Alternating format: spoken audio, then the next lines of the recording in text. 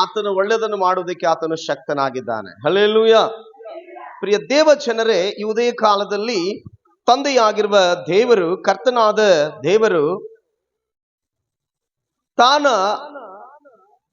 ಆರಿಸಿಕೊಂಡು ಮತ್ತೆ ತನ್ನ ನೀತಿವಂತಿಕೆಯಲ್ಲಿ ನಡೆಸುತ್ತಿರುವ ಮಕ್ಕಳ ಕುರಿತಾಗಿ ದೇವರು ಸೈತಾನನ ಸಂಗಡ ಆತನು ಸವಾಲಾಗ್ತಾನೆ.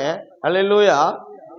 ಮತ್ತೆ ಆ ಮಕ್ಕಳನ್ನು ಆ ಸೈತಾನನ ಸಂಗಡ ಯಾವ ವಿಷಯಗಳಲ್ಲಿ, ಯಾವ್ಯಾವ ಕಾರ್ಯಗಳಲ್ಲಿ ತನ್ನ ಮಕ್ಕಳನ್ನು ಇಟ್ಟು ನಡೆಸಬೇಕೆಂದು ಕೂಡ ಯೋಚನೆಯಿಂದ ದೇವರು ಈ ಉದಯ ಕಾಲದಲ್ಲಿ ಆ ನೀತಿವಂತರಿಗೆ ಇರುವಂತ ಕಾರ್ಯಗಳನ್ನು, ನೀತಿವಂತರು ಮಾಡುವಂತ ಕಾರ್ಯಗಳನ್ನು, ನೀತಿವಂತರು ಪಡುವಂತ ಪ್ರಾಯಸಗಳು, ನೀತಿವಂತರು ಪಡುವ ಕಷ್ಟಗಳು, ನಿಂದೆ ಅವಮಾನಗಳನ್ನೆಲ್ಲವುದರ ಕುರಿತಾಗಿ ಹಲ್ಲೆಲೂಯ ದೇವರು ಇವತ್ತು ಮಾತಾಡೋದಕ್ಕೆ ಆತನು ಶಕ್ತನಾಗಿದ್ದಾನೆ. ಹಲ್ಲೆಲೂಯ. ಕೇಳುವ ನಿಮ್ಮನ್ನು, ನಾಳೆ ಇದನ್ನು ನೋಡುವ ಪ್ರತಿ ಒಬ್ಬರಿಗೂ ಕೂಡ ನಾನು ಯೇಸು ಕ್ರಿಸ್ತನ ನಾಮದಲ್ಲಿ ವಂದನೆಗಳು ಸಲ್ಲಿಸ್ತೇನೆ.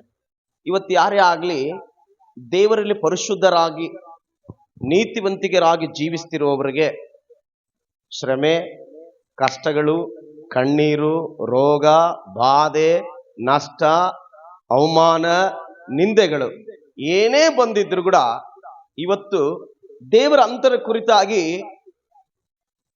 ಸೈತಾನನ ಸಂಗಡ ಅವರ ನೀತಿವಂತಿಕೆ ಎಂಥದೆಂಬುದಾಗಿ ತೋರಿಸ್ತಾ ಇದ್ದಾನೆ. ಹಲ್ಲೆಲೂಯ. ಅಂದ್ರೆ ನೀತಿವಂತನನ್ನು ದೇವರು ಏನ್ ಮಾಡ್ತಿದ್ದಾನಂದ್ರೆ ಸೈತಾನನ ಮುಂದೆ ನಿಲ್ಲಿಸಿ ಸವಾಲ್ ಮಾಡ್ತಾ ಇದ್ದಾನೆ. ಅದಕ್ಕೆ ಇವತ್ತು ಎಷ್ಟೋ ಜನ ನೀತಿವಂತರು ತಿಳಿದುಕೊಳ್ಳಬೇಕಾಗಿದೆ ಈ ಉದಯ ಕಾಲದಲ್ಲಿ. ಅಯ್ಯೋ, ನಾನು ಇಷ್ಟು ದಿನ ಪ್ರಾರ್ಥನೆ ಮಾಡ್ತಿದ್ದೀನಲ್ಲ, ನಾನು ಇಷ್ಟೆಲ್ಲ ದೇವರಿಗೆ ಕ್ರಮವಾಗಿ ಜೀವಿಸ್ತಾ, ಇಷ್ಟೆಲ್ಲ ಕಣ್ಣೀರಿಂದ ನಾನು ಬದುಕ್ತಾ ಇದ್ರು ಕೂಡ ನನಗೆ ಯಾಕೆ ಈ ಶ್ರಮೆ ಮೇಲೆ ಶ್ರಮೆಗಳು, ನನಗೆ ಯಾಕೆ ಈ ಕಷ್ಟಗಳ ಮೇಲೆ ಕಷ್ಟಗಳು, ನನಗೆ ಯಾಕೆ ಈ ನಿಂದೆಗಳ ಮೇಲೆ ನಿಂದೆಗಳು, ನನಗೆ ಯಾಕೆ ಈ ಬೆಳವಣಿಗೆ ಆಗದೇ ಇರುವಂಥದ್ದು ಎಂದು ಯೋಚನೆ ಮಾಡುವ ನೀತಿವಂತರ ಹತ್ರ ಇವತ್ತು ದೇವರು ಮಾತಾಡುವನಾಗಿದ್ದಾನೆ. ಎಲ್ಲ ನನ್ನನ್ನು ನೋಡ್ರಿ, ದೇವರಿಗೆ ಸ್ತೋತ್ರ ಹೇಳ್ತೇನೆ. ಗಮನ ಕೊಟ್ಟು ಕೇಳಬೇಕು. ಹಲ್ಲೆಲೂಯ. ಗಮನ ಕೊಟ್ಟು ಕೇಳಬೇಕು. ಇಲ್ಲಿ ಎಷ್ಟು ಜನ ನೀತಿವಂತರಿದ್ದಾರೆ ನನಗೆ ಗೊತ್ತಿಲ್ಲ, ಆದರೆ ನೀತಿವಂತರ ಜೀವನದಲ್ಲಿ ಆಗುವ ಘಟನೆಗಳಿಗೆ ಯಾರಾದರೂ ನೀತಿವಂತರಿದ್ದು ಸೋತು ಹೋಗಿದ್ರೆ ಇವತ್ತು ಆ ನೀತಿವಂತರ ಕುರಿತಾಗಿ ದೇವರು ಮಾತಾಡುವನಾಗಿದ್ದಾನೆ. ಹಲ್ಲೆಲೂಯ. ಹಲ್ಲೆಲೂಯ. ಮಾತಾಡೋದು ಮಾತ್ರವಲ್ಲ, ನೀತಿವಂತರನ್ನು ಸೈತಾನನ ಮುಂದೆ ನಿಲ್ಲಿಸಿ ನನ್ನ ನೀತಿವಂತರಾಗಿರುವ ಮಕ್ಕಳು ಎಂಥವ್ರು ಎಂಬುದಾಗಿ. ಹಲ್ಲೆಲೂಯ. ಆ ನೀತಿವಂತರ ಮುಖಾಂತರ ಸೈತಾನನನ್ನು ದೇವರು ಏನ್ ಮಾಡ್ತಾನೆ, ಇಲ್ಲಿ ಅವಮಾನ ಪಡಿಸ್ತಾ ಇದ್ದಾನೆ. ಹಲ್ಲೆಲೂಯ. ಹೇಗೆ ಎಂಬುದಾಗಿ ನಾವು ನೋಡುವಾಗ ಭಕ್ತನಾದ ಯೋಬನ ಪುಸ್ತಕವನ್ನು ನಾವು ನೋಡೋಣ. ಭಕ್ತನಾದ ಯೋಬನ ಪುಸ್ತಕದಲ್ಲಿ ನಾವು ಹೋಗೋಣ. ಪ್ರಿಯ ದೇವರ ಮಕ್ಕಳೇ, ಯೋಬನ ಬರೆದ ಗ್ರಂಥದಲ್ಲಿ 1ನೇ ಅಧ್ಯಾಯ 8ನೇ ವಚನ ನಾವು ಧ್ಯಾನ ಮಾಡಿಕೊಳ್ಳೋಣ. 8ನೇ ವಚನ ನಾವು ಧ್ಯಾನ ಮಾಡಿಕೊಳ್ಳೋಣ. 8ನೇ ವಚನ ಹೀಗೆ ಹೇಳುತ್ತದೆ: ಆಗ ಯೆಹೋವನು ನನ್ನ ದಾಸನಾದ ಯೋಬನ ಮೇಲೆ ಗಮನವಿಟ್ಟಿಯೋ, ಅವನು ದೇವರಲ್ಲಿ ಭಯಭಕ್ತಿ ಉಳ್ಳವನಾಗಿ ಕೆಟ್ಟದನ್ನು ನಿರಾಕರಿಸುತ್ತ ನಿರ್ದೋಷಿಯೂ ಯಥಾರ್ಥ ಚಿತ್ತನೂ ಆಗಿದ್ದಾನೆ. ಅವನಿಗೆ ಸಮಾನನು ಭೂಲೋಕದಲ್ಲಿ ಎಲ್ಲಿಯೂ ಸಿಕ್ಕುವುದಿಲ್ಲ ಎಂದು ಸೈತಾನನಿಗೆ ಹೇಳಿದನು. ಹಲ್ಲೆಲೂಯ. ನೋಡ್ರಿ, ನೀತಿವಂತನ ಕುರಿತಾಗಿ ದೇವರು ಸೈತಾನನಿಗೆ ಹೇಳ್ತಾ ಇದ್ದಾನೆ. ದೇವರು ನೋಡ್ರಿ, ಒಬ್ಬ ರಾಜನು, ಒಬ್ಬ ವಿದ್ದ ವೀರನು ತನ್ನ ಕೈಯಲ್ಲಿರುವಂತ ಅಂಬುಗಳ ಶಕ್ತಿ ಎಂಥದೆಂಬುದಾಗಿ ಜನರ ಹೃದಯಗಳಿಗೆ, ಅವರ ಎದೆಗಳಿಗೆ ಬಿಟ್ಟಾಗ ಅವರು ಆ ಬಾಣ ಹೋಗಿ ಚುಚ್ಚಿಕೊಂಡಾಗ ಅವನ ಸಾಯುವುದನ್ನು ನೋಡುವಾಗ ಆ ಬಾಣದ ಪವರ್ ಎಂಥದೆಂಬುದಾಗಿ ಪ್ರತಿ ಮನುಷ್ಯನು ತಿಳಿದುಕೊಳ್ಳುವುದಕ್ಕಾಗಿ ಅವನು ಆ ಬಾಣಗಳನ್ನು ಅಷ್ಟು ಬಲಿಷ್ಠವಾಗಿ ಏನ್ ಮಾಡ್ತಾನೆ, ಸಿದ್ಧಪಡಿಸಿಕೊಂಡಿರ್ತಾನೆ. ಆ ನಂಬಿಕೆಯಿಂದ ಆ ಬಾಣಗಳನ್ನು ಬಿಟ್ಟಾಗ ಏನಾಗ್ತದೆ, ಎದುರಾಳಿಗಳಲ್ಲಿ ಚುಚ್ಚಿಕೊಂಡು ಸತ್ತು ಹೋಗುವುದನ್ನು ನೋಡ್ತೇವೆ. ಹಲ್ಲೆಲೂಯ. ಅದರಂತೆ ದೇವರು ಆರಿಸಿಕೊಂಡಿರುವಂತ ನೀತಿವಂತರು ಈ ಲೋಕದಲ್ಲಿ ಎಷ್ಟೋ ಜನ ಇದ್ದಾರೆ. ಅಂತ ನೀತಿವಂತರ ಜೀವನಗಳಲ್ಲಿ ಎಷ್ಟೋ ಘಟನೆಗಳನ್ನು ನಾವು ನೋಡ್ತಾ ಇದ್ದೀವಿ. ಆದರೆ ನೀತಿವಂತರಾಗಿರುವವರು ಇವತ್ತು ತಿಳ್ಕೊಳ್ಬೇಕು, ನಿಮ್ಮನ್ನು ಕಷ್ಟದಲ್ಲಿ ಆಗ್ಲಿ, ಸಂಕಷ್ಟದಲ್ಲಾಗ್ಲಿ, ಕಣ್ಣೀರಲ್ಲಾಗ್ಲಿ, ರೋಗದಲ್ಲಾಗ್ಲಿ, ಬಾಧೆಯಲ್ಲಾಗ್ಲಿ ಇವತ್ತು ನಿಮ್ಮನ್ನು ಇಟ್ಟಿದಾರಂದ್ರೆ ಅದಕ್ಕೆ ಕಾರಣ ಏನು ಗೊತ್ತಾ? ಹಲ್ಲೆಲೂಯ. ನೀವು ಎಂತ ಪರಿಕ್ರಮರು ಎಂಬುದಾಗಿ ಸೈತಾನಿಗೆ ತೋರ್ಪಡಿಸುವುದಕ್ಕಾಗಿ, ನಿಮ್ಮಿಂದ ದೇವರ ಮಹಿಮೆಯನ್ನು ಹೊಂದಿಕೊಳ್ಳುವುದಕ್ಕಾಗಿ ದೇವರು ಇವತ್ತು ನೀತಿವಂತರಿಗೆ ಅಂತ ಕಾರ್ಯಗಳನ್ನಿಟ್ಟು ನಡೆಸ್ತಾ ಇದ್ದಾನೆ. ಹಲ್ಲೆಲೂಯ. ಅದಕ್ಕೆ ಹೇಳ್ತಾನೆ, ಒಬ್ಬ ನೀತಿವಂತನನ್ನು ತೋರಿಸಿ ದೇವರು ಹೇಳ್ತಾ ಇದ್ದಾನೆ, ಅಲೇ ಸೈತಾನನೇ, ಭೂಲೋಕದಲ್ಲಿ ನನ್ನ ಮಗನಾದ ನೀತಿವಂತನಾದ ಯೋಬನನ್ನು ನೀನು ನೋಡಿದ್ಯಾ? ಹಲ್ಲೆಲೂಯ. ಅವನು ಹೆಂಗಿದಾನಂತೆ? ಭಯಭಕ್ತಿ ಉಳ್ಳವನಾಗಿಯೂ ಯಥಾರ್ಥ ಚಿತ್ತನಾಗಿಯೂ, ಹಲ್ಲೆಲೂಯ, ಎಲ್ಲಾ ಕಾರ್ಯಗಳಲ್ಲಿ ಸಕ್ರಮವಾಗಿ ದೇವರನ್ನು ಘನಪಡಿಸುವನಾಗಿ ಮಹಿಮೆ ಪಡಿಸುವನಾಗಿದ್ದಾನೆ. ಅಂತ ಒಬ್ಬ ಭಕ್ತನ ನೀನು ನೋಡಿದೀಯಾ ಅಂತ ಕೇಳ್ತಾ ಇದ್ದಾನಂತೆ. Hallelujah, hallelujah. ನೀತಿವಂತರೇ, ನಿಮ್ಮ ಕುರಿತಾಗಿ ಸೈತಾನನ ಸಂಗಡ ನನ್ನ ದೇವರು, ಹಲ್ಲೆಲೂಯ, ನಿಮ್ಮ ಭಕ್ತಿಯನ್ನು ಪ್ರಕಟಪಡಿಸುವುದಕ್ಕಾಗಿ ನಿಮ್ಮನ್ನು ದೇವರು, ಹಲ್ಲೆಲೂಯ, ಅವನ ಮುಂದೆ ನಿಲ್ಲಿಸಿ ನಿಮ್ಮ ಮೇಲೆ ಇರುವಂತ ಆ ಬಲವನ್ನು ಅವನಿಗೆ ತೋರ್ಪಡಿಸುವುದಕ್ಕಾಗಿ ದೇವರು ಇವತ್ತು ನಿಮ್ಮನ್ನು ನೀತಿವಂತಿಕೆಯಲ್ಲಿ ನಡೆಸುವಂತವನಾಗಿದ್ದಾನೆ. ಹಲ್ಲೆಲೂಯ. ಯಾರು ನೀತಿವಂತಿಕೆಯಲ್ಲಿ ಹೆಚ್ಚಾಗಿ ನಡ್ಕೊಳ್ತಿದ್ದೀರೋ ಅವರನ್ನು ದೇವರು ಸೈತಾನನ ಮುಂದೆ ನಿಲ್ಲಿಸಿ ಫೈಟ್ ಮಾಡಿಸ್ತಾನೆ. ನೀತಿವಂತರಿಲ್ಲದವರ ಹತ್ರ ಸೈತಾನ್ ಬರೋದ ಅವಶ್ಯಕತೆ ಇಲ್ಲ. ನೀತಿವಂತರ ಹತ್ರ ಕೂಡ ಬರಕ್ ಅವನ ಕೈಲಿ ಆಗಲ್ಲ. ಆದ್ರೆ ದೇವರೇ ನೀತಿವಂತರನ್ನ ಏನ್ ಮಾಡ್ತಾನಂತೆ? ಸೈತಾನನ ಮುಂದೆ ತೆಗೆದುಕೊಂಡೋಗಿ ನಿಲ್ಲಿಸ್ತಾನಂತೆ.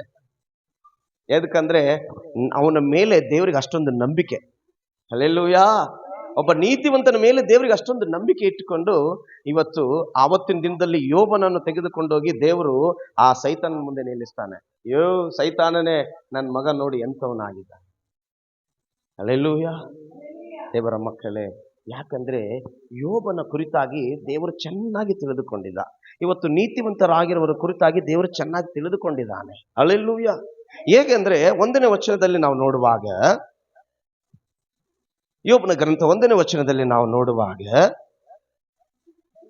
ಊಚ್ ದೇಶದಲ್ಲಿ ಯೋಬನೆಂಬ ಒಬ್ಬ ಮನುಷ್ಯನಿದ್ದನು. ಅವನು ದೇವರಲ್ಲಿ ಭಯಭಕ್ತಿ ಉಳ್ಳವನಾಗಿ ಕೆಟ್ಟದ್ದನ್ನು ನಿರಾಕರಿಸುತ್ತಾ ನಿರ್ದೋಷಿಯೂ ಯಥಾರ್ಥ ಚಿತ್ತನಾಗಿದ್ದನು. ಅವನಿಗೆ 7 ಮಂದಿ ಗಂಡು ಮಕ್ಕಳು, 3 ಮಂದಿ ಹೆಣ್ಣು ಮಕ್ಕಳು ಇದ್ದರೂ ಅವನಿಗೆ 7,000 ಕುರಿಗಳು, 3,000 ಒಂಟೆಗಳು, 500 ಜೋಡಿ ಎತ್ತುಗಳು, 500 ಹೆಣ್ಣು ಕತ್ತೆಗಳು, ಅನೇಕ ಸೇವಕರು ಇದ್ದುದರಿಂದ ಅವನು ಮೂಡಣ ದೇಶದಲ್ಲೆಲ್ಲ ಹೆಚ್ಚು ಸ್ವಾಸ್ಥ್ಯವುಳ್ಳವನಾಗಿದ್ದನು. ಅವನ ಕುಮಾರರು ಒಂದೊಂದು ದಿನ ಒಬ್ಬೊಬ್ಬ ಮನೆಯಲ್ಲಿ ಔತಣ ನಡೆಸುತ್ತಲೇ ಆ ಭೋಜನಕ್ಕೆ ತಮ್ಮ 3 ಅಕ್ಕ ತಂಗಿಯರನ್ನು ಕರೆ ಕಳಿಸುತ್ತಿದ್ದರು. ಔತಣ ಸರಿದು ತೀರಿದ ನಂತರ ಯೋಬನು ತನ್ನ ಮಕ್ಕಳು ಒಂದು ವೇಳೆ ಹೃದಯದಲ್ಲಿ ದೇವರನ್ನು ದೂಷಿಸಿ ಪಾಪ ಮಾಡಿರಬಹುದೇ ಎಂದು ಅವರನ್ನು ಕರೆಸಿ ಶುದ್ಧಪಡಿಸಿ ಬೆಳಗ್ಗೆ ಎದ್ದು ಅವರ ಸಂಖ್ಯೆಗೆ ತಕ್ಕಾಗಿ ಹೋಮಗಳನ್ನು ಅರ್ಪಿಸುತ್ತಿದ್ದನು. ಹೀಗೆ ಯೋಬನು ಕ್ರಮವಾಗಿ ಮಾಡುತ್ತಿದ್ದನು. ಹಲ್ಲೆಲೂಯ. ಕ್ರಮವಾಗಿ ಇರೋರ ಬಗ್ಗೆ ದೇವರು ಚೆನ್ನಾಗಿ ತಿಳ್ಕೊಂಡು ಅವರನ್ನು ಸೈತಾನನ ನಾನೇ ಎಂದು ಹೇಳ್ಕೊಳ್ತಿರೋವನ ಮುಂದೆ ನನ್ನ ಮಗ ಕೂಡ ಒಬ್ಬನಿದ್ದಾನೆ, ನಿನ್ನಕಿನ ಬಲಿಷ್ಠನಾಗಿದ್ದಾನೆ, ನೀ ನೀತಿ ತಪ್ಪಿದವನಾದರೆ ನನ್ನ ಮಗ ನೀತಿವಂತನೆಂಬುದಾಗಿ ಅವನ ಮುಂದೆ ತೋರಿಸುವುದಕ್ಕೆ ದೇವರು ಯೋಬನನ್ನು ಕರೆದುಕೊಂಡು ಬರ್ತಾನೆ. ಹಲ್ಲೆಲೂಯ. ದೇವರ ಮಕ್ಕಳೇ, ಇವತ್ತು ನೀತಿವಂತರ ಕುಟುಂಬಗಳಲ್ಲಿ ತುಂಬಾ ಕಷ್ಟಗಳು, ಸಂಕಷ್ಟಗಳು ಎದುರಾಗುತ್ತಿರಬಹುದು. ಆದರೆ ನಾನು ಹೇಳುತ್ತೇನೆ, ಈ ಉದಯ ಕಾಲದಲ್ಲಿ ದೇವರಾತ್ಮನು ತಿಳಿಸುವಂತ ವಿಷಯವೇನೆಂದ್ರೆ, ನೀತಿವಂತನನ್ನು ದೇವರು ಆ ಸ್ಥಳದಲ್ಲಿ ಆ ಕಾರ್ಯಗಳಲ್ಲಿ ಇಡುವುದಕ್ಕೆ ಕಾರಣ ಏನಂದ್ರೆ, ಸೈತಾನನನ್ನು ಈ ನೀತಿವಂತನನ್ನು ನೋಡಿ ಭಯಪಡುವಂತೆ ಮಾಡುವುದಕ್ಕೆ ಆ ನೀತಿವಂತನ ಕುಟುಂಬದಲ್ಲಿ ಆ ಕಾರ್ಯಗಳಿರುತ್ತವೆಂಬುದಾಗಿ ಈ ಮುಂಚಾನ ವೇಳೆಯಲ್ಲಿ ದೇವರು ಹೇಳುವನಾಗಿದ್ದಾನೆ. ಹಲ್ಲೆಲೂಯ. ಯಾಕೆ ಗೊತ್ತಾ? ಸೈತಾನನ ನೀತಿವಂತನ ತಂಟಿಗೆ ಹೋಗ್ಲಿಲ್ಲ, ಆದ್ರೆ ದೇವರೇ ಆ ನೀತಿವಂತನ ಕುರಿತಾಗಿ ಸೈತಾನನ ಗೊತ್ತಾಗ್ಬೇಕಂದೇಳಿ ಪರಿಚಯ ಮಾಡಿಸ್ತಾ ಇದ್ದಾನೆ. ಹಲ್ಲೆಲೂಯ. ಪರಿಚಯ ಮಾಡಿಸಿದಾಗ ಸೈತಾನನ ಹೇಳ್ತಾನೆ, ಸರಿಯಪ್ಪ, ನಿನ್ ಮಗ ನೀತಿವಂತನೇ ಆಗಿರ್ಬೋದು, ಹಾಗಾದ್ರೆ ನಿನ್ನ ಮಗನಲ್ಲಿರುವ ಸ್ವಾಸ್ಥ್ಯವೆಲ್ಲ ತೆಗೆದು ಬಿಡು ನೋಡೋಣ. ನಾವು ಅನ್ಕೊಳ್ತೀವಿ ಒಂದೊಂದು ಸಮಯದಲ್ಲಿ, ಎಷ್ಟೋ ಜನ ಅಯ್ಯೋ, ಸೈತಾನ್ ನನ್ನ ಕುಟುಂಬದಲ್ಲಿ ಬಹಳ ಹೋರಾಟ ಮಾಡ್ತಿದ್ದಾನೆ, ಸೈತಾನು ನನ್ನ ಮನೇಲಿರೋ ಪರಿಸ್ಥಿತಿಗಳೆಲ್ಲವನ್ನು ಬದಲಾಯಿಸ್ತಾ ಇದ್ದಾನೆ, ನಾನು ಏನ್ ಮಾಡ್ಬೇಕಂತ ಯೋಚನೆ ಮಾಡೋರು ಎಷ್ಟೋ ಜನ ಇದ್ದಾರೆ. ದಯಮಾಡಿ ತಪ್ಪು ತಿಳ್ಕೊಬೇಡ್ರಿ. ದೇವರಲ್ಲಿ ಬಲವಾಗಿರುವವರನ್ನು, ಅವ್ರಿಗಿರುವ ಸ್ವಾಸ್ಥ್ಯವನ್ನು ಸೈತಾನ್ ತೆಗೆಯಲ್ಲ. ಯಾರು ತೆಗೆಯಲ್ಲ? ಸೈತಾನನ್ ತೆಗೆಯಲ್ಲ. ಅಲ್ಲಿ 14ನೇ ವಚನ ಹೇಳ್ತದೆ, 11ನೇ ವಚನ ಹೇಳ್ತದೆ ನೋಡ್ರಿ. ಹಾ ಹಾ ಹಾ ಅವನ ಸೊತ್ತುವನ್ನೆಲ್ಲ ಅಳಿಸಿಬಿಡು, ಆಗ ಅವನು ನಿನ್ನ ಎದುರಿಗೆ ನಿನ್ನನ್ನು ದೂಷಿಸುತ್ತಾನೆ. ಹಲ್ಲೆಲೂಯಾ. ನೋಡ್ರಿ ಪ್ರಿಯ ದೇವರ ಮಕ್ಕಳೇ, ನಮಗಿರುವ ಸೊತ್ತು, ನಮಗಿರುವ ಸ್ವಾಸ್ಥ್ಯವು ಸೈತಾನ ಕೊಟ್ಟಿದ್ದಲ್ಲ, ದೇವರ ಕೊಟ್ಟಂತ ಸೊತ್ತು. ಹಲ್ಲೆಲೂಯಾ. ದೇವರು ಕೊಟ್ಟಂತ ಸೊತ್ತು, ದೇವರು ಕೊಟ್ಟಂತ ಸ್ವಾಸ್ಥ್ಯವು. ಅಂದ್ರೆ ಇದು ದೇವರೇ ತೆಗಿಬೇಕು ಹೊರತು ಸೈತಾನ್ ತೆಗಿಯಕ್ಕಾಗಲ್ಲ. ಹಲ್ಲೆಲೂಯಾ. ಎಷ್ಟೋ ಸಮಯದಲ್ಲಿ ನಾವು ಸೈತಾನನನ್ನು ನಿಜವಾಗ್ಲೂ ಹೇಳ್ತೇವೆ, ಸೈತಾನನ ಮೇಲೆ ನಮ್ಮನ್ನು ಈ ತರ ಮಾಡ್ತಾ ಇದ್ದಾನಂತ ಹೇಳಿಕೊಂಡು ನಾವು ಎಷ್ಟೋ ಸಲಿ ಅವನನ್ನು ದೋಷಿಸುವುದೋ ಇಲ್ಲ ಅವನ ಬಗ್ಗೆ ನಾವು ಕೆಟ್ಟದಾಗಿ ಮಾತನಾಡುವುದೋ ನಾವು ನೋಡ್ತೇವೆ. ಆದ್ರೆ ನಾನು ಹೇಳ್ತೇನೆ, ನಮ್ಮನ್ನು ದೇವರು, ನಮ್ಮ ನೀತಿವಂತಿಕನ್ನು ಈ ಲೋಕದಲ್ಲಿ ಸೈತಾನನಿಗೆ ತೋರಿಸುವುದಕ್ಕೆ ನಮಗಿರುವ ಸೊತ್ತು ದೇವರೇ ತೆಗಿತಾನೆ. ಹಲ್ಲೆಲೂಯಾ. ಯಾಕಂದ್ರೆ ನಮ್ಮ ಮೇಲೆ ದೇವರಿಗೆ ನೋಡ್ರಿ ಎಷ್ಟು ನಂಬಿಕೆ ಇದೆ. ನಮಗೆ ಅದ್ರ ಮೇಲೆ ಅಷ್ಟು ನಂಬಿಕೆ ಇದೆಲ್ಲ ಗೊತ್ತಿಲ್ಲ, ಆದ್ರೆ ದೇವರಿಗೆ ನಮ್ಮ ಮೇಲೆ ನಂಬಿಕೆ ಇದೆ. ಆ ನಂಬಿಕೆಯಿಂದಲೇ ಸೈತಾನ ಹೇಳಿದಂತೆ ತನ್ನ ಸೊತ್ತವನ್ನೆಲ್ಲ ಏನ್ ಮಾಡ್ತಾನೆ, ದೇವರೀಗ ತೆಗಿತಾ ಇದ್ದಾನೆ. ನೋಡ್ರಿ ಮುಂದೆ ವಚನ ನೋಡ್ರಿ ಏನ್ ಹೇಳ್ತದೆ. ಯೆಹೋವನು ಸೈತಾನನಿಗೆ, ಅವನ ಸ್ವಾಸ್ಥ್ಯವನ್ನೆಲ್ಲ ನಿನ್ನ ಕೈಯಲ್ಲಿದೆ ನೋಡು. ನೋಡ್ರಿ ಇವಾಗ ಏನ್ ಮಾಡ್ತಾನಂತೆ ದೇವರು, ನಮಗಿರುವ ಸ್ವಾಸ್ಥ್ಯವು, ನಮಗಿರುವ ಸೊತ್ತು ಇವಾಗ ಯಾರ ಕೈಯಲ್ಲಿ ಕೊಡ್ತಾನೆ? ಸೈತಾನನಿಗೆ ಒಪ್ಪಿಸಿ ಕೊಡ್ತಾನೆ. ಯಾರಿಗೆ ಕೊಡ್ತಾನೆ? ಸೈತಾನನಿಗೆ ಒಪ್ಪಿಸಿ ಕೊಡ್ತಾನೆ. ಆವಾಗ ಆ ಸೊತ್ತನ್ನು ತೆಗೆದುಕೊಂಡ ಸೈತಾನನ್ ಏನ್ ಮಾಡ್ತಾನೆ? ಅದನ್ನು ಹಾಳು ಮಾಡ್ಲಿಕ್ಕೆ ಸ್ಟಾರ್ಟ್ ಮಾಡ್ತಾನೆ. ಆದ್ರೆ ನಮ್ಮ ಸೊತ್ತು, ನಮಗಿರುವಂತ ಸ್ವಾಸ್ಥ್ಯವು ತೆಗಿಬೇಕಂದ್ರೆ ದೇವರು ಏನ್ ಮಾಡ್ಬೇಕು? ಆರ್ಡರ್ ಮಾಡಿರ್ಬೇಕು. ಆರ್ಡರ್ ಮಾಡ್ದಂಗೆ ಸೈತಾನ್ ನಮ್ಮ ಜೀವನದಲ್ಲಿ ಬಂದು ನೀತಿವಂತರ ಜೀವನದಲ್ಲಿ ಯಾವ ಸೊತ್ತು ತೆಗೆದಕ್ಕೆ ಸಾಧ್ಯವೇ ಇಲ್ಲ. ಹಲ್ಲೆಲೂಯಾ. ಅದಕ್ಕೆ ಹೇಳ್ತಾನೆ ನೋಡ್ರಿ, ದೇವರು ಅವನ ಸೊತ್ತೆಲ್ಲ ನಿನ್ನ ಕೈಲಿ ಕೊಟ್ಟಿದ್ದೇನೆ, ಆದರೆ ಮುಂದೆ ವಚನ ಹೇಳ್ತೇವೆ, ಆದರೆ ಅವನ ಮೈ ಮೇಲೆ ಮಾತ್ರ ಕೈ ಹಾಕಬೇಡ. ಹಲ್ಲೆಲೂಯಾ. ನೀತಿವಂತರೇ, ಇವತ್ತು ನಿಮಗಿರುವ ಆರ್ಥಿಕತೆಯಲ್ಲಿಯೂ, ನಿಮಗಿರುವ ಕುಟುಂಬದಲ್ಲಿರುವ ಕಾರ್ಯಗಳಲ್ಲಿಯೂ ನೀವು ಲೋಕದವರೆಗಿನ ಕಡಿಮೆಯಾಗಿ ಕಾಣ್ತಾ ಇರ್ಬೋದು. ನಾನು ಸಂಪಾದನೆ ಮಾಡಿದ್ದು, ನಾನು ಕೂಡಿಟ್ಟದೆಲ್ಲ ಈ ರೀತಿಯಾಗಿ ವ್ಯರ್ಥವಾಗಿ ಹೋಯ್ತಲ್ಲ,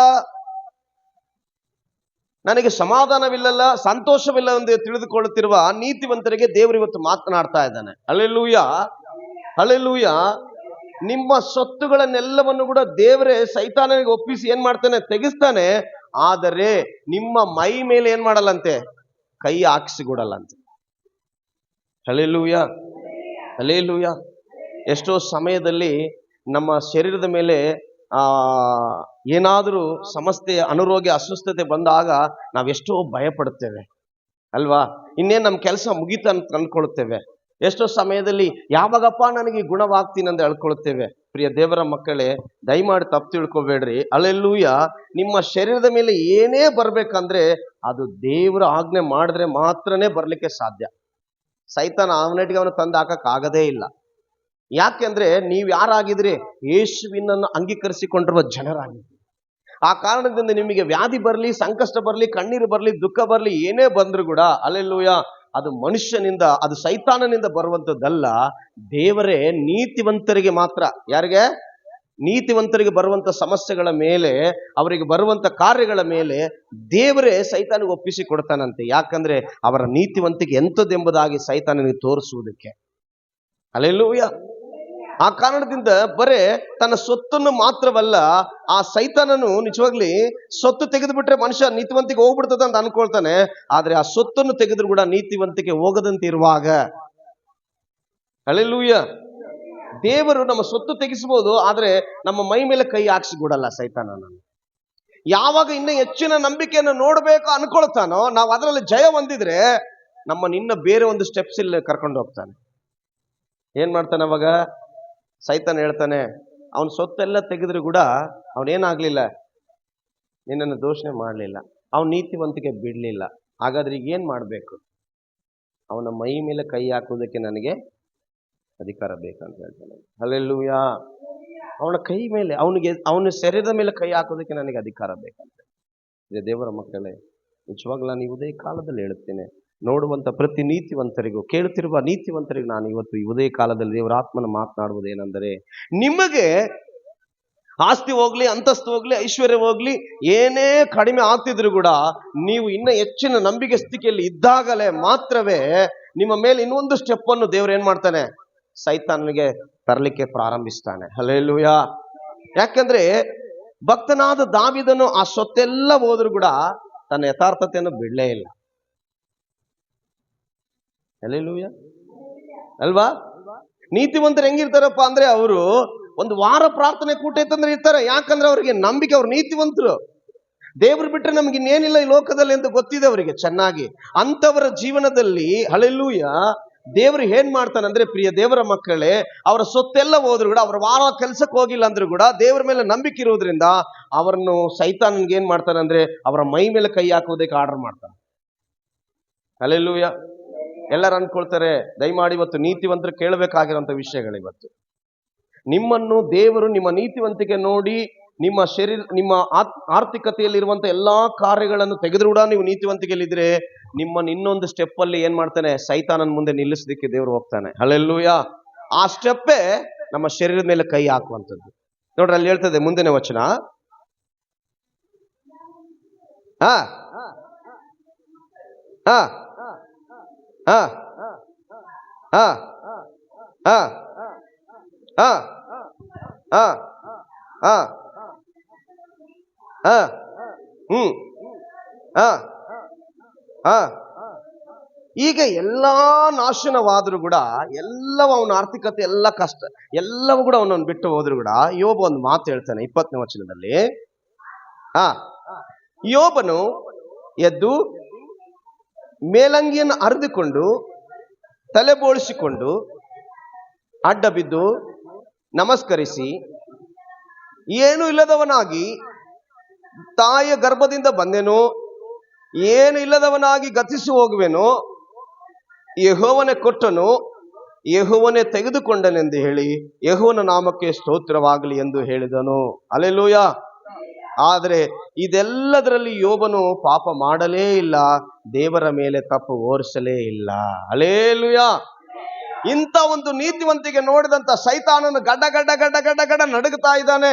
ಇವತ್ತು ನೀತಿವಂತರ ಜೀವನದಲ್ಲಿ ಏನೇ ಆರ್ಥಿಕತೆಗಳಲ್ಲಿ ಕಷ್ಟದಲ್ಲಿ ಇರುವುದಾದ್ರೆ ನಾನು ಹೇಳುತ್ತೇನೆ, ಸೈತಾನನು ನಿಮ್ಮನ್ನು ನೋಡಿ ನಡುಗಿಸುವುದಕ್ಕೆ, ಹಲ್ಲೆಲೂಯಾ, ನಿಮ್ಮ ಆರ್ಥಿಕತೆಯನ್ನು ದೇವರು ಇವತ್ತು ತನ್ನ ಕೈಯಿಂದಲೇ ನಿಮ್ಮ ಸೊತ್ತನ್ನು ಸೈತಾನನಿಗೆ ಒಪ್ಪಿಸಿಕೊಟ್ಟಿರುತ್ತಾನೆ. ಹಲ್ಲೆಲೂಯಾ.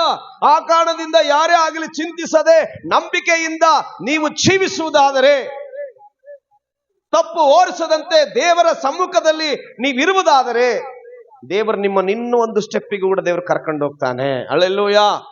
ನಿಮ್ಮನ್ನು ಎಷ್ಟು ಕಷ್ಟಗಳೆಂಬ ಸ್ಟೆಪ್ಸ್ ಮೇಲೆ ಕರ್ಕೊಂಡು ಹೋಗ್ತಾನೋ ಅಷ್ಟು ಸೈತಾನನು ನಿಮ್ಮಿಂದ ಬಿಟ್ಟು ದೂರ ಓಡುವುದಕ್ಕೆ, ನಿಮ್ಮನ್ನು ನೋಡಿದ್ರೆ ನಡುಗುವಂತೆ ಮಾಡುವುದಕ್ಕೆ ದೇವರು ಶಕ್ತನಾಗಿದ್ದಾನೆ. ಹಲ್ಲೆಲೂಯಾ. ಇದನ್ನು ಇಷ್ಟು ಪರಿಸ್ಥಿತಿ, ತನ್ನ ಸ್ವಾಸ್ಥ್ಯವೆಲ್ಲವನ್ನು ತೆಗೆದ್ರು ಕೂಡ ಯೋಬ ಏನ್ ಮಾಡ್ತಾನೆ, ತನ್ನ ನೀತಿವಂತಿಕೆ ಬಿಡಲೇ ಇಲ್ಲ.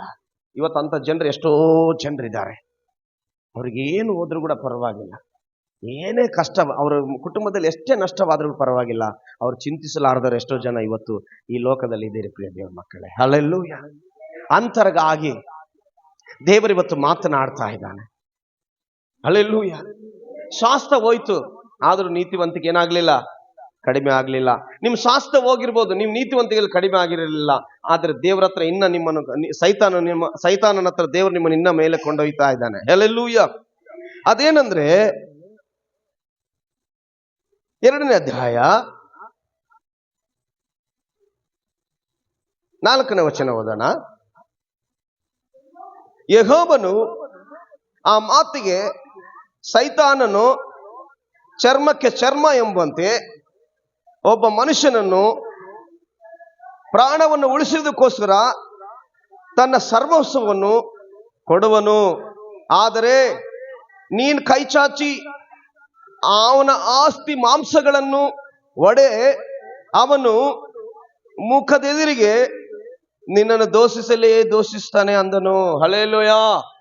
ನೋಡ್ರಿ, ಒಂದ್ರಲ್ಲಿ ಪಾಸ್ ಆಗ್ಬಿಟ್ರೆ ನೀತಿವಂತನನ್ನು ಇನ್ನೂ ಒಂದು ಟೆಸ್ಟ್ ಅಲ್ಲಿ ಕೂಡ ಏನ್ ಮಾಡ್ತಾನೆ? ತೆಗೆದುಕೊಂಡು ಹೋಗುತ್ತಾನೆ. ಹಲ್ಲೆಲೂಯ. ಎದಕ್ಕೆ ತೆಗೆದುಕೊಂಡು ಹೋಗುತ್ತಾ ಇದ್ದಾನೆ? ನಾನು ಲಾಸ್ಟ್ನಲ್ಲಿ ದೇವರಾತ್ಮನೆ ಮಾತನಾಡ್ತಾನೆ. ಹಲ್ಲೆಲೂಯ. ನೋಡ್ರಿ, ಅವನು ಹೇಳ್ತಾನೆ ಸೈತಾನನು, ಸರಿ ಬಿಡಪ್ಪ, ನಿನ್ ಮಗ ಶಾಸ್ತ್ರವೆಲ್ಲ ತೆಗೆದ್ರು ಕೂಡ ನೀತಿವಂತನಂತ ನೀನ್ ಹೇಳ್ತಾ ಇದೀಯಾ, ಹಾಗಾದ್ರೆ ನಿನ್ನ ಮಗನ ಶರೀರದ ಮೇಲೆ, ಮಾಂಸದ ಮೇಲೆ ನಾನು ಕೈ ಹಾಕುವುದಕ್ಕೆ ನನಗೀಗ ಆರ್ಡರ್ ಮಾಡು. ಎಲ್ಲಿ ಹಾಕು? ಶರೀರದ ಮೇಲೆ ಕೈ ಹಾಕುವುದಕ್ಕೆ ನಾನು ಆರ್ಡರ್ ಮಾಡು. ನಿನ್ನನ್ನು ದೋಷಿಸಿಲ್ಲ ಅಂದ್ರೆ ನೋಡು, ಅವನು ನೀತಿವಂತಿಗೆ ಬಿಟ್ಟಿಲ್ಲ ಅಂದ್ರೆ ನೋಡು ಅಂತ ಹೇಳ್ತಾನೆ. ಹಲ್ಲೆಲೂಯ. ಈ ರೀತಿಯಿಂದ ಸೈತಾನನು ನಮ್ಮ ನೀತಿವಂತಿಕೆ ನೋಡಿ, ಹಲ್ಲೆಲೂಯ, ದೇವರು ಆ ಸೈತಾನನ ಮುಂದೆ ನಮ್ಮನ್ನು ನೋಡಿ ಅವನು ನಾಚಿಕೆ ಪಡುವಂತೆ ಮಾಡುವುದಕ್ಕಾಗಿ ನಮ್ಮ ಶರೀರದ ಮೇಲೆ ಕೈ ಹಾಕಿಸುವುದಕ್ಕೆ ಕೂಡ ದೇವರೇ ಆರ್ಡರ್ ಮಾಡ್ತಾನೆ. ಯಾರು ಮಾಡ್ತಾರೆ? ಈಗ ದೇವರೇ ಆರ್ಡರ್ ಮಾಡ್ತಾನೆ. ಯಾವಾಗ ದೇವರು ನೋಡ್ರಿ ಆರ್ಡರ್ ಮಾಡುವಾಗ ಮುಂದೆ ವಚನ ಹೇಳ್ತದೆ, ಯೆಹೋವನು ಸೈತಾನನಿಗೆ, ಅವನು ನಿನ್ನ ಕೈಯಲ್ಲಿದ್ದಾನೆ ನೋಡು, ಅವನ ಪ್ರಾಣವನ್ನಾದರೂ ಉಳಿಸಲೇಬೇಕು. ಹಲ್ಲೆಲೂಯ. ದೇವರು ಎಷ್ಟು ಒಳ್ಳೆಯವನು, ಎಂತ ಸರ್ವಜ್ಞಾನಿ ಈತನು, ನಮ್ಮನ್ನು ಎಷ್ಟು ಪ್ರೀತಿಸುವನಾಗಿದ್ದಾನೆ ನೋಡು. ಅವನ ಮಾಂಸದ ಮೇಲೆ ನೀನು ಕೈ ಹಾಕು, ಆದ್ರೆ ಅವನ ಪ್ರಾಣದ ಮೇಲೆ ಕೈ ಹಾಕಂಗಿಲ್ಲ. ಹಲ್ಲೆಲೂಯ. ಅದಕ್ಕೆ ಪ್ರಿಯ ದೇವರ ಮಕ್ಕಳು, ಇವತ್ತೆಷ್ಟೋ ಜನ ನೀತಿವಂತರು ಶರೀರಗಳಲ್ಲಿ ರೋಗಗಳನ್ನು ಅನುಭವಿಸ್ತಾ ಇದ್ದಾರೆ. ಎಷ್ಟೋ ಜನರು ಇವತ್ತು ನೀತಿವಂತಲ್ಲಿರುವಂಥವರು ಅನಾರೋಗ್ಯಗಳನ್ನು ಅನುಭವಿಸ್ತಾ ಇದ್ದಾರೆ. ಹಲ್ಲೆಲೂಯ. ನಿಜವಾಗ್ಲೂ ನಾನು ಹೇಳ್ತೇನೆ, ಅಂತ ರೋಗಗಳು ಮಾತ್ರವೇ ನಿಮ್ಮ ಶರೀರದ ಮೇಲೆ ಇರಲಿಕ್ಕೆ ಸಾಧ್ಯ ಹೊರತು ನಿಮ್ಮ ಪ್ರಾಣಕ್ಕೆ ಹಾನಿ ಆಗ್ಲಿಕ್ಕೆ ಸಾಧ್ಯವೇ ಇಲ್ಲ. ಹಲ್ಲೆಲೂಯ. ನಿಮ್ಮ ಶರೀರದ ಮೇಲೆ ಎಂಥ ರೋಗಗಳನ್ನಾಗಿರ್ಲಿ, ನೀನು ಅನ್ಕೊಳ್ತಿದ್ದೀಯ ಆ ರೋಗ ನನ್ನನ್ನು ಸಾಯಿಸಿಬಿಡ್ತದೆ ಅಂತೇಳಿ, ಆದರೆ ಆ ರೋಗ ನಿನ್ನ ಸಾಯಿಸಲಾರದಂತೆ ದೇವರೇ ಅದನ್ನು ಆರ್ಡರ್ ಮಾಡಿಟ್ಟಿದ್ದಾನೆ. ಹಲ್ಲೆಲೂಯ. ನನ್ನ ನೀತಿವಂತನಾದ ಮಗನ ಮೇಲೆ ನಿನ್ನ ಶರೀರದ ಮೇಲೆ ಎಷ್ಟಾದ್ರೂ ಕೈ ಹಾಕು, ಆದ್ರೆ ಪ್ರಾಣದ ಮೇಲೆ ಕೈ ಹಾಕಂಗಿಲ್ಲ. ಹಲ್ಲೆಲೂಯ. ನೀತಿವಂತರೇ, ಇವತ್ತು ನೀವು ದೇವರಲ್ಲಿ ನೀತಿವಂತಿಕೆ ಉಳ್ಳವರಾಗಿ ಜೀವಿಸ್ತಿರುವಾಗ ನಿಮ್ಮ ಶರೀರಕ್ಕೆ ಏನಾದರೂ ಅನಾರೋಗ್ಯಗಳಿರುವುದಾದರೆ, ನಿಮ್ಮ ಶರೀರದಲ್ಲಿ ಏನಾದರೂ ಇವತ್ತು ಆ ವ್ಯಾಧಿಯಿಂದ ನೀವು ನರಳುತ್ತಿರುವುದಾದರೆ, ದೇವರಾತ್ಮನು ಇವತ್ತು ಮಾತನಾಡುತ್ತಾ ಇದ್ದಾನೆ. ಹಲ್ಲೆಲೂಯ. ನಿಮ್ಮ ಶರೀರಕ್ಕೆ ವ್ಯಾಧಿಗಳು ಮಾತ್ರವೇ, ರೋಗಗಳು ಮಾತ್ರವೇ, ನಿಮ್ಮ ಮಾಂಸವನ್ನು ಕುಗ್ಗಿಸುವುದಕ್ಕೆ ಮಾತ್ರವೇ ಹೊರತು ನಿಮ್ಮ ಪ್ರಾಣಗಳನ್ನು ತೆಗೆಯುವುದಕ್ಕೆ, ಹಲ್ಲೆಲೂಯ, ದೇವರು ಆರ್ಡರ್ ಮಾಡದೇ ಇಲ್ಲ.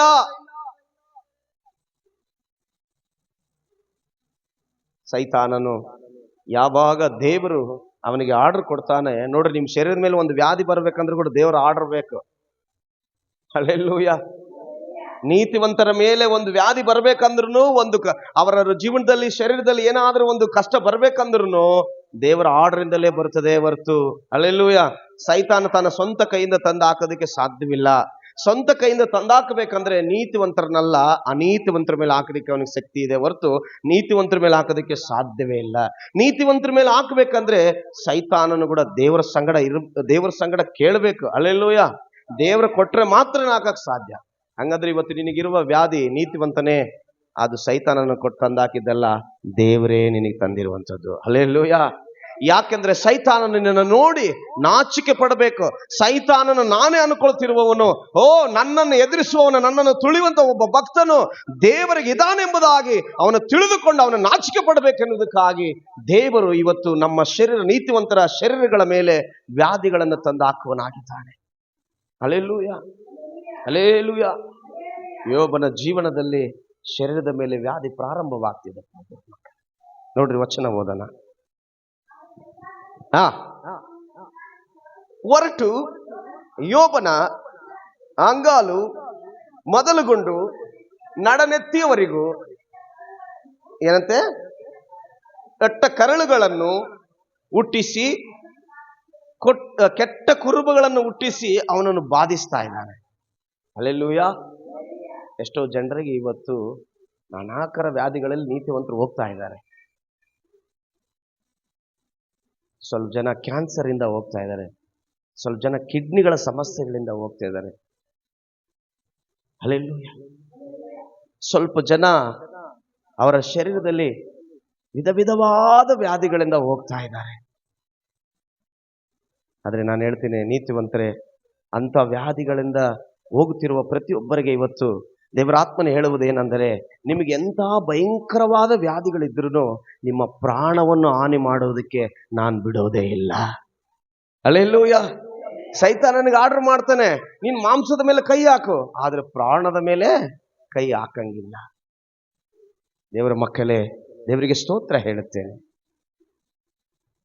ಬೈ ಸಪೋಸ್ ಈ ಶರೀರದ ಮೇಲೆ ಅವನು ಪ್ರಾಣ ಹಾನಿ ಮಾಡಿದ್ರು ಕೂಡ ಈ ಶರೀರಕ್ಕೆ ಮಾಡ್ತಾನೆ ಹೊರತು ನಮ್ಮೊಳಗಿರೋ ಆತ್ಮಕ್ಕೆ ಹಾನಿ ಮಾಡಕ್ ಸಾಧ್ಯವೇ ಇಲ್ಲ. ಆ ಕಾರಣದಿಂದ ಶರೀರದ ಮೇಲೆ ಬಾಧೆ ಪಡಿಸಿಬಿಟ್ರೆ, ಶರೀರದ ಮೇಲೆ ವ್ಯಾಧಿ ತಂದು ಬಿಟ್ರೆ ಆತ್ಮಿಕತೆ ಕಳೆದು ಹೋಗ್ಬಿಡ್ತದೆ ಅಂತೇಳಿ ಸೈತಾನನು ಶರೀರದ ಮೇಲೆ ಕೈ ಹಾಕುವುದಕ್ಕೆ ಯೋಚನೆ ಮಾಡುತ್ತಾನೆ. ಹಲ್ಲೆಲೂಯ. ಅದಕ್ಕೆ ದೇವರು ಹೇಳ್ತಾನೆ, ನೀನ್ ಶರೀರದ ಮೇಲೆ ಕೈ ಹಾಕು, ಆದ್ರೆ ಪ್ರಾಣದ ಮೇಲೆ ಕೈ ಹಾಕಂಗಿಲ್ಲ. ನೀತಿವಂತರೇ, ನೀವು ಅಂತ ವ್ಯಾಧಿಗಳಲ್ಲಿ ಏನಾದರೂ ಹಾದು ಹೋಗ್ತಾ ಇದ್ರೆ, ಅಂತ ಸಮಸ್ಯೆಗಳಲ್ಲಿ ನೀವು ಹಾದು ಹೋಗ್ತಾ ಇದ್ರೆ, ನೀವು ಅನ್ಕೋಬೇಕು, ದೇವರು ನಮ್ಮನ್ನು ಸೈತಾನನ ಮುಂದೆ ನನ್ನ ಮಗ ಎಂಥವನೆಂಬುದಾಗಿ ತೋರಿಸುವುದಕ್ಕೆ ನಮ್ಮನ್ನು ಆ ರೀತಿಯ ಕಾರ್ಯಗಳಲ್ಲಿ ದೇವರು ನಡೆಸುವನಾಗಿದ್ದಾನೆ. Hallelujah, hallelujah. ಅಷ್ಟು ನಡೆಸಿದ್ರು ಕೂಡ ಯೋಬನು ಕೊನೆಯವರೆಗೂ, ನೋಡ್ರಿ ವಚನ ಹೇಳ್ತದೆ ಮುಂದೆ, ಯೋಬನು ಒಂದು ಬೋಕಿಯನ್ನು ತೆಗೆದುಕೊಂಡು ತನ್ನ ಮೈಯನ್ನು ಕೆರೆದುಕೊಳ್ಳುತ್ತಾ ಬೂದಿಯಲ್ಲಿ ಕೂತುಕೊಂಡು ಈಗಿರುವಲ್ಲಿ ಅವನ ಹೆಂಡತಿ ಅವನಿಗೆ, ನಿನ್ನ ಯಥಾರ್ಥವನ್ನು ಇನ್ನು ಬಿಡಲಿಲ್ಲವೋ, ದೋಷಿಸಿ ಸಾಯಿ ಎಂದು ಹೇಳಿದಳು. ಆಗ ಯೋಬನು ಆಕೆಗೆ, ಮೂರ್ಖಳೇ, ಮಾತಾಡಿದಂತೆ ಎಷ್ಟೋ ಜನ ಇವತ್ತು ನೀತಿವಂತರಿಗೆ ಹೆಂಡತಿ ಆಗಿರುವವರು, ಎಷ್ಟೋ ಜನ ನೀತಿವಂತಿಕೆಯನ್ನು ಕೆಡಿಸುವುದಕ್ಕೆ, ಏನ್ರಿ ಇಷ್ಟೆಲ್ಲ ಸೇವೆ ಮಾಡಿದೀವಿ, ನೀವು ಇಷ್ಟೆಲ್ಲ ನಾವು ಸುವಾರ್ತೆ ಮಾಡಿದೀವಿ, ಆದ್ರೆ ಇವತ್ತು ನಿಮಗೆ ಇಂಥ ಪರಿಸ್ಥಿತಿ ತಂದಿಟ್ಬಿಟ್ರಲ್ಲ ಅಂತೇಳಿ ಸೇವೆಗಳಿಗೆ ಹೋಗದಂತೆ ಎಷ್ಟೋ ಸ್ತ್ರೀಯರು ಅಡ್ಡ ಮಾಡ್ತಿರ್ಬೋದು, ಎಷ್ಟೋ ನಮ್ಮ ಭಕ್ತಿಗಳಿಗೆ ಅಡ್ಡಿ ಮಾಡ್ತಿರ್ಬೋದು. ಆದ್ರೆ ಯೋಬನ್ ಹೇಳ್ತಾನೆ, ಮೂರ್ಖಳಂತೆ ಮಾತಾಡಬೇಡ. ಇವತ್ತು ಯಾರೇ ನೀತಿವಂತರು ಆ ಪರಿಸ್ಥಿತಿಗಳಲ್ಲಿ ಹಾದು ಹೋಗ್ತಿದ್ರೆ, ನಿಮ್ಮನ್ನು ಯಾರೇ ಬಂದು ಅಡ್ಡಿ ಮಾಡುವರಾದ್ರೆ ಅವ್ರಿಗೆ ಹೇಳ್ರಿ, ಮೂರ್ಖರಂತೆ ಮಾತಾಡಬೇಡಿ. ಅಲ್ವಾ? ಯಾಕೆ ಗೊತ್ತಾ? ದೇವರ ಹಸ್ತದಿಂದ ನಾವು ಒಳ್ಳೆದನ್ನೇ ಹೊಂದುತ್ತೇವೆ ಅಷ್ಟೇ, ಕೆಟ್ಟದನ್ನು ಹೊಂದಬಾರದು ಎಂದು ಹೇಳಿದನು. ಹಲ್ಲೆಲೂಯ. ಈ ಸಂದರ್ಭದಲ್ಲಿ ಪಾಪದ ಮಾತೊಂದು ಅವನ ತುಟಿಗಳಿಂದ ಹೊರಡಲೇ ಇಲ್ಲ. ಹಲ್ಲೆಲೂಯ. ಪ್ರಿಯ ದೇವರ ಜನವೇ, ಇವತ್ತು ನೀತಿವಂತರು ಪಡುವ ಪ್ರಾಯಸಗಳು, ನೀತಿವಂತರಲ್ಲಿರುವ ಕಷ್ಟಗಳ ಕುರಿತಾಗಿ, ನೀತಿವಂತರಲ್ಲಿರುವ ವ್ಯಾಧಿಗಳ ಕುರಿತಾಗಿ ದೇವರು ಇವತ್ತು ಮಾತನಾಡ್ತಾ ಇದ್ದಾನೆ. ನೀತಿವಂತರೇ, ನಾನು ನಿಮ್ಮನ್ನು ನಿಮ್ಮ ಮೇಲೆ ನಂಬಿಕೆ ಇಟ್ಟು ಸೈತಾನ ಹತ್ರ ಚಾಲೆಂಜ್ ಮಾಡುತ್ತಿದ್ದೇನೆ. ಅವನು ಮುಂದೆ ನಿಮ್ಮನ್ನ ಸ್ಟೆಪ್ ಬೈ ಸ್ಟೆಪ್ ಆಗಿ ನನ್ನ ಮೇಲೆ ಇಟ್ಟಿರುವಂತ ನೀತಿವಂತಿಕೆ ಅವನಿಗೆ ತೋರ್ಪಡಿಸ್ತಾ ಇದ್ದೇನೆ. ಆ ಕಾರಣದಿಂದ ನಿಮ್ಮ ಶರೀರದ ಮೇಲೆ, ನಿಮ್ಮ ಆರ್ಥಿಕತೆ ಮೇಲೆ ನಾನು ಅವನಿಗೆ ಕೈ ಚಾಚುವುದಕ್ಕೆ ನಾನು ಆರ್ಡರ್ ಮಾಡಿದ್ದೇನೆ. ಆದ್ರೆ ನಿಮ್ಮ ಪ್ರಾಣದ ಮೇಲೆ ಕೈ ಹಾಕದವನಿಗೆ ಆರ್ಡರ್ ಇಲ್ಲ. ಆ ಕಾರಣದಿಂದ ನಿಮ್ಮ ನೀತಿವಂತಿಕೆಯನ್ನು ಯಾವತ್ತೂ ಕೂಡ ಕಳ್ಕೊಳ್ಳಬೇಡ್ರಿ ಎಂಬುದಾಗಿ ದೇವರು ಇವತ್ತು ನೀತಿವಂತರಿಗೆ ಹೇಳ್ತಾ ಇದ್ದಾನೆ. Hallelujah, hallelujah. ಪ್ರಿಯ ದೇವರ ಮಗಳೇ, ದೇವರ ಮಗನೇ, ನೀತಿವಂತಿಕೆಯಲ್ಲಿರುವವರೇ, ನಿಮ್ಮ ನೀತಿವಂತಿಕೆಯನ್ನು ಸದಾ ಕಾಲ ನೀವು ಕಾಪಾಡಿಕೊಳ್ಳ್ರಿ. ಯಾಕೆಂದ್ರೆ ದೇವರು ನೀತಿವಂತರನ್ನು ಸೈತಾನನ ಮುಂದೆ ತನ್ನ ಮಕ್ಕಳ ಮೇಲೆ ತಾನಿಟ್ಟ ನಂಬಿಕೆಯಿಂದ ಅವರು ಎಂತ ನೀತಿವಂತರೆಂದು ತೋರಿಸುವುದಕ್ಕೆ ಆತನಿವತ್ತು ನಮಗೆ ಇವೆಲ್ಲ ಕಾರ್ಯಗಳನ್ನು ಮಾಡ್ತಾನೆ. ಹಲ್ಲೆಲೂಯ. ಇವೆಲ್ಲ ಕಾರ್ಯಗಳನ್ನು ಮಾಡಿ ಒಂದು ದಿನ ಕೊನೆಯದಾಗಿ ಹೇಳುತ್ತೇನೆ, ನೀತಿವಂತರಿಗೆ ಬರುವಂತ ಆಶೀರ್ವಾದ ಸೈತಾನು ಅವರನ್ನು ಮುಟ್ಟೋದಕ್ಕೆ ಸಾಧ್ಯವೇ ಇಲ್ಲ. ಯಾಕೆಂದ್ರೆ ಎಲ್ಲ ನೀತಿವಂತರಲ್ಲಿ ಇರುವಂತ ಪ್ರತಿಯೊಂದು ದೇವರ ಹ್ಯಾಂಡ್ ಓವರಲ್ಲೇ ಇರ್ತದೆ. ಅವ್ರಿಗೆ ಸೊತ್ತಾಗಿರಲಿ, ಅವ್ರ ಪ್ರಾಣ ಆಗಿರಲಿ, ಅವ್ರ ಶರೀರದ ಮೇಲೆ ಆಗಿರಲಿ, ಎಲ್ಲವೂ ಕೂಡ ದೇವರ ಕೈಯಲ್ಲೇ ಇರ್ತದೆ. ಆ ಕಾರಣದಿಂದ ನೀತಿವಂತದಲ್ಲಿರುವವರು ಇನ್ನ ನೀತಿವಂತರಾಗ್ರಿ. ಯಾಕಂದ್ರೆ ಪ್ರಕಟಣೆ ಗ್ರಂಥದಲ್ಲಿ ಹೇಳ್ತದೆ, ನೀತಿಯಂತವರು ಇನ್ನೇನ್ ಮಾಡ್ಬೇಕಂತೆ, ಇನ್ನು ಹೆಚ್ಚಾದ ನೀತಿವಂತಿಕೆಯಲ್ಲಿ ಇರ್ರಿ ಎಂಬುದಾಗಿ ಹೇಳ್ತಾ ಇದ್ದಾರೆ. ಹಲ್ಲೆಲೂಯ. ಯಾಕೆಂದ್ರೆ ಯೋಬನು, ಪ್ರಿಯ ದೇವರ ಮಕ್ಕಳೇ, ಎಲ್ಲಿ ಕೂಡ ದೇವರನ್ನು ದೋಷಣೆ ಮಾಡದೆ, ದೇವರ ಕಡೆ ಒಂದು ಪಾಪ ಒಂದು ತಪ್ಪನ್ನು ಓರಿಸದೆ, ಹಲ್ಲೆಲೂಯ, ಯೋಬನು ನೀತಿವಂತನಾಗಿ ಜೀವಿಸ್ತಾ ಇದ್ದಾನೆ. ಅದಕ್ಕೆ ಸೈತಾನನು ಯೋಬನ ಮುಂದೆ ನಿಂತುಕೊಳ್ಳಕ್ಕಾಗ್ಲಿಲ್ಲ. ಪ್ರಿಯ ದೇವರ ಮಕ್ಕಳೇ, ನಾಚಿಕೆ ಪಡ್ತಾನೆ ಯೋಬನ ಮುಂದೆ ಸೈತಾನ್ ನಿಂದಿರ್ಬೇಕಂದ್ರೆ. ಹಲ್ಲೆಲೂಯ. ಅವನ ಬಗ್ಗೆ ಸೈತಾನನು ಗಂಭೀರವಾಗಿ ಹೇಳ್ತಾನೆ. ನೀತಿವಂತರ ಬಗ್ಗೆ ಕೂಡ ಒಂದು ದಿನ ಸೈತಾನನು ಹೇಳ್ತಾನೆ.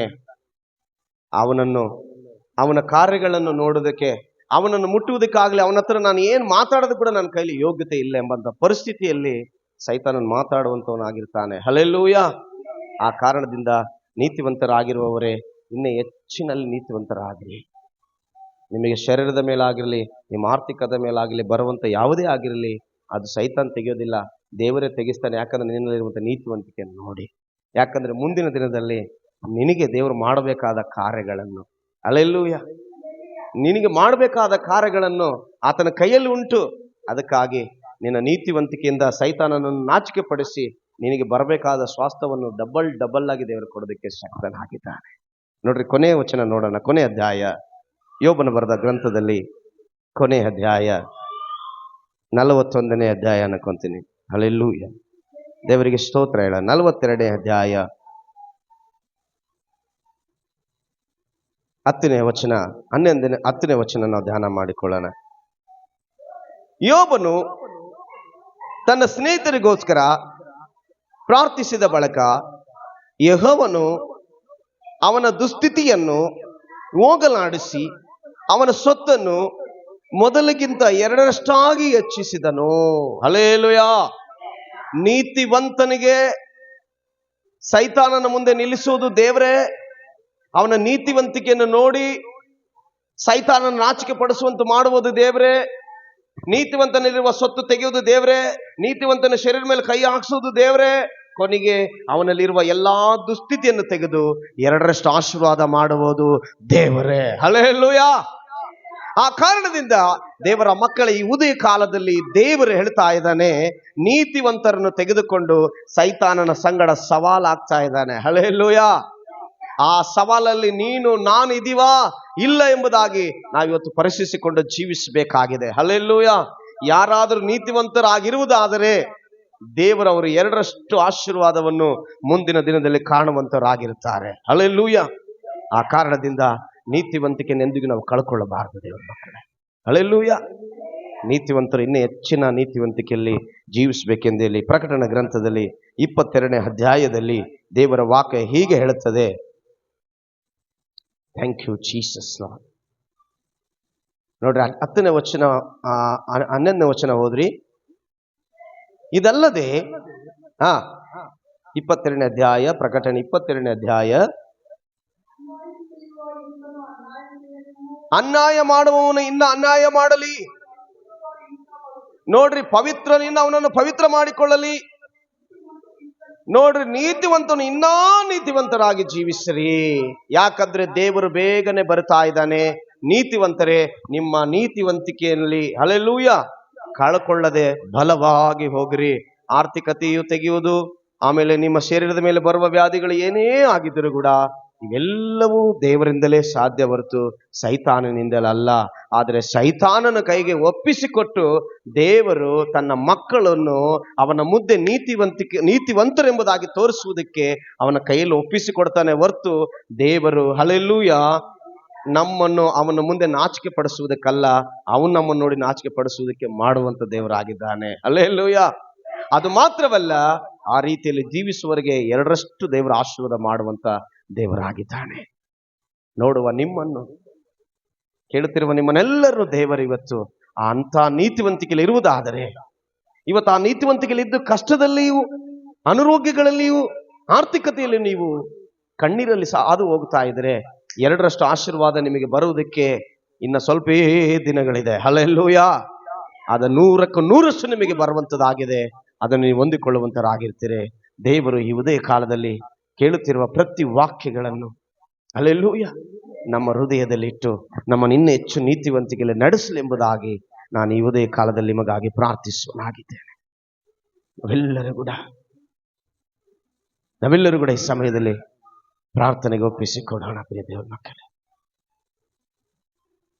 ಯೋಬನೆಂಬ ನೀತಿವಂತನನ್ನು ಸೈತಾನನ ಮುಂದೆ ತಂದು ಒಪ್ಪಿಸಿ, ನನ್ನ ಮಗನ ಎಂತ ನೀತಿವಂತನು ನೋಡು ಎಂಬುದಾಗಿ, ನಿನ್ನನ್ನು ಹೆಚ್ಚಿಸಿಕೊಳ್ಳುವನಾಗಿದೆಯಲ್ಲ, ನಿಮ್ಮ ತಾತನಂತವನಾಗಿ ನನ್ನ ಮಗನಿದ್ದಾನೆ ಎಂಬುದಾಗಿ ತೋರಿಸುವುದಕ್ಕೆ ದೇವರು ನೀತಿವಂತನಾದ ಯೋಬನನ್ನು ತಂದು ಆತನು ಸೈತಾನ ಕೈಗೆ ಒಪ್ಪಿಸಿ, ಅವನ ಸ್ವಾಸ್ಥ್ಯವನ್ನು ಸೈತಾನನ ಕೈಯಲ್ಲಿ ಕೊಟ್ಟು, ಅವನ ಶರೀರವನ್ನು ಸೈತಾನನ ಕೈಯಲ್ಲಿ ಕೊಟ್ಟು, ಅವನ ಪ್ರಾಣವನ್ನು ಹಾನಿ ಮಾಡದಂತೆ ದೇವರು ತನ್ನ ಕೈಲಿಟ್ಟುಕೊಂಡು, ಇವೆಲ್ಲದರಲ್ಲಿ ಕೂಡ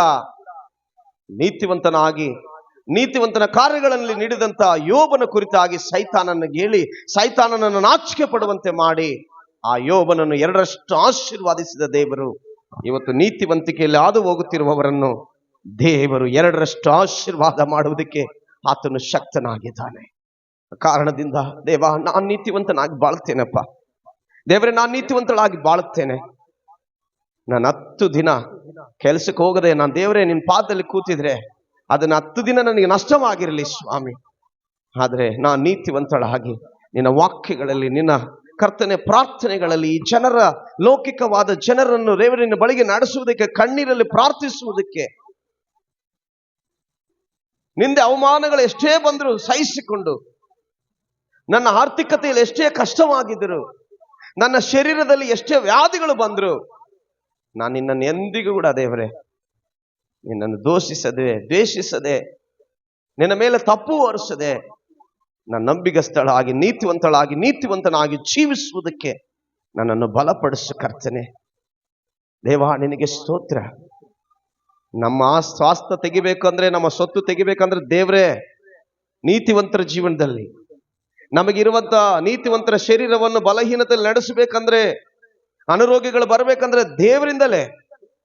ತಿರುಗಿ ಅದರಲ್ಲಿ ಜಯ ಕೊಟ್ಟು, ಅದರಲ್ಲಿ ಯಾರು ನೀತಿವಂತರಾಗಿರ್ತಾರೋ ಅವರಿಗೆ ಜಯ ಕೊಟ್ಟು ಅವರನ್ನು ಎರಡರಷ್ಟು ಆಶೀರ್ವಾದದಲ್ಲಿ ನಡೆಸುವುದು ದೇವರಾಗಿದ್ದಾನೆ.